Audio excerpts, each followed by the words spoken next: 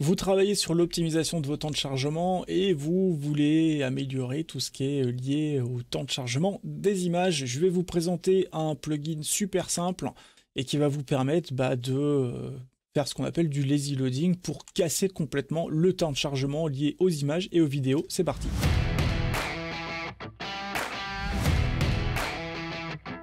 Bonjour, je suis Charles Anony, chef de projet web chez GDM Pixel, et dans cette petite vidéo, je vais vous montrer comment installer un script de lazy load sur WordPress.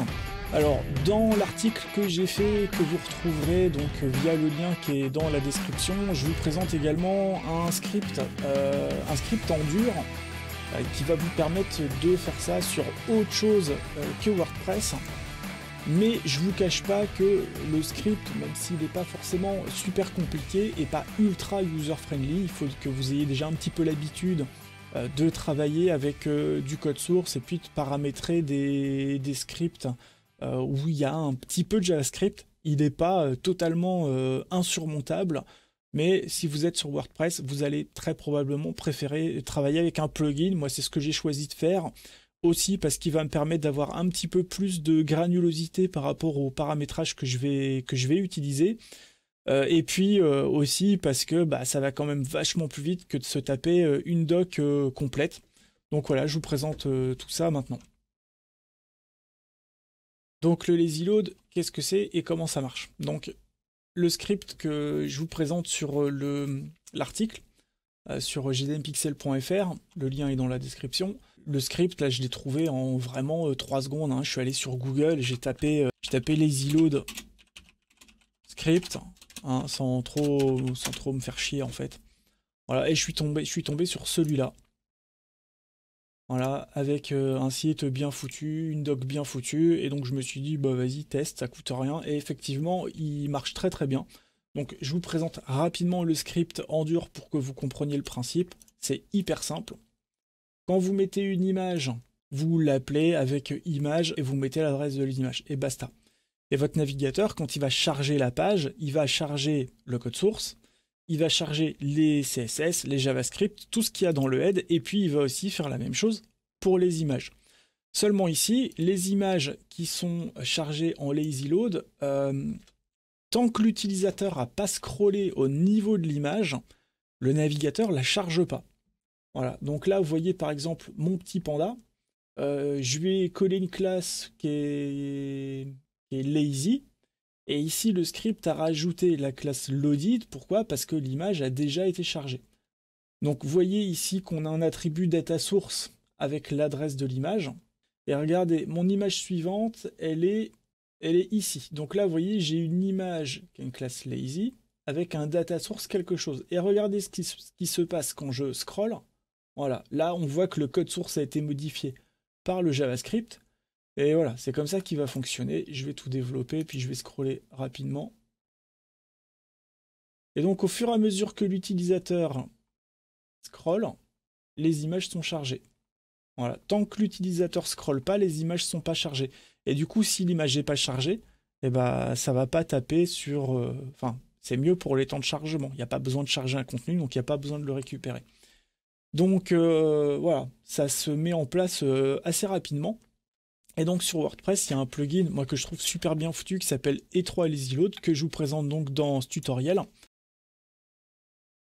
Donc je vais vous montrer rapidement sa configuration. Je vous passe les détails sur les trucs pas importants. Donc je peux effacer les contenus du plugin quand je le désinstalle. Lazy Load Activation, c'est pour l'activer. Et puis ensuite, on arrive dans la configuration vraiment dure du module. Donc, activer le lazy load pour les images. Oui, les images dans le contenu. Oui, donc le contenu, c'est ce que vous avez entre le header et le footer, hein, typiquement. Les images dans les widgets, oui. Les thumbnails des posts, donc c'est les images de miniature des articles, les gravatars. Donc en gros, vous mettez oui surtout, comme ça, toutes les images seront lazy loadées. Vous avez une fonctionnalité qui est super importante, qui est le Skip Image Class. Donc ça, si vous activez le module et vous voyez par exemple que vous avez des layouts qui ne sont pas respectés, c'est parce que, je pense à The Grid là, si je laisse le plugin faire son boulot, en fait, quand The Grid positionne des images dans une grille de contenu, il a besoin de connaître la taille de l'image pour le positionner en fait, en position absolue. Et du coup, s'il l'a pas, son calcul est faux. Du coup, vous pouvez dire au module, les images qui ont telle ou telle classe, tu les rentres pas dans le processus de lazy loading, comme ça, voilà, mon layout il va être respecté.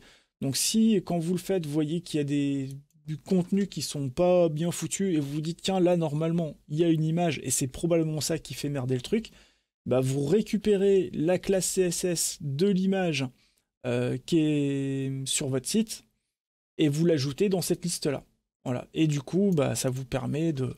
C'est comme pour Auto-Optimize, hein, le plugin qu'on a fait précédemment, vous pouvez ajouter des exceptions, en fait. Voilà, tout simplement. NoScript Support, c'est pour les utilisateurs qui ont pas activé, enfin qui ont désactivé le JavaScript sur leur navigateur. Donc autant dire que ça va pas concerner énormément de monde.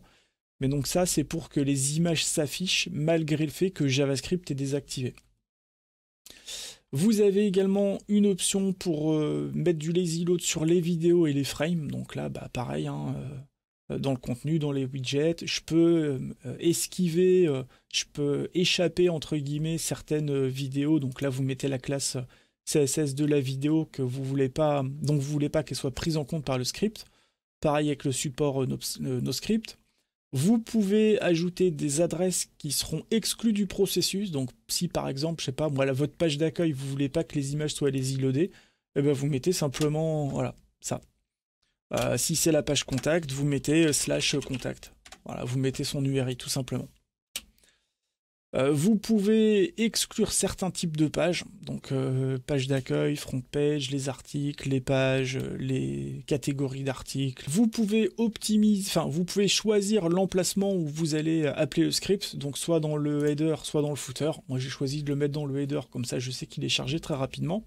Vous avez également une fonctionnalité donc pour désactiver le lazy load sur les thèmes WP Touch. Je sais pas du tout ce que c'est, donc voilà, par défaut je l'ai mis sur on, j'ai pas eu de souci particulier.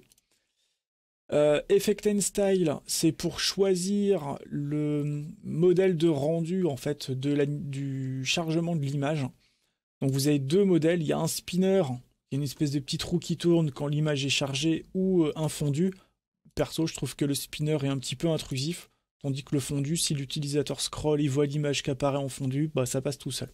Du coup, vous pouvez aussi choisir la couleur de fond, du conteneur qui va charger le visuel.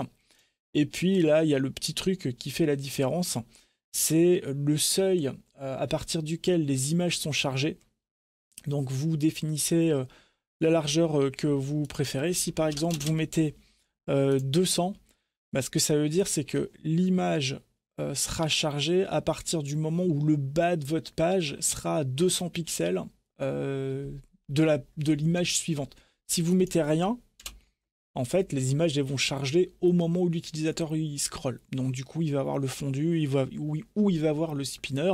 Mais si vous mettez, par exemple, 400, quand le bas du viewport sera à 400 pixels de l'image va se mettre à charger. Et du coup, l'utilisateur, en fait, il se rend pas compte qu'il y a un chargement dynamique, il scrolle et puis voilà, vous avez un petit peu d'avance.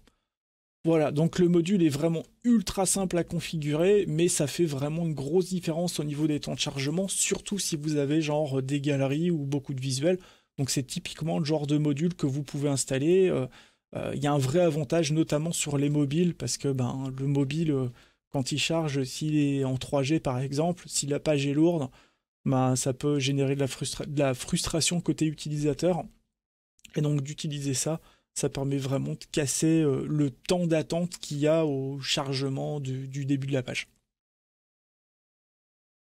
Voilà, donc vous avez vu, il est vraiment pas compliqué à configurer, il s'installe en 2 minutes, la config ça va vous prendre 1 minute à tout casser, et vous allez avoir des gains de temps assez significatifs, donc typiquement c'est le genre de truc dont il faut pas se passer. Comme d'habitude, si vous avez des questions, vous laissez ça dans les commentaires et je vous retrouve pour un prochain tuto sur la création d'un sprite CSS. Voilà, salut! Vous avez aimé cette vidéo et cherchez d'autres ressources pour créer ou référencer votre site? Inscrivez-vous à la chaîne et retrouvez tous nos guides sur gdmpixel.fr.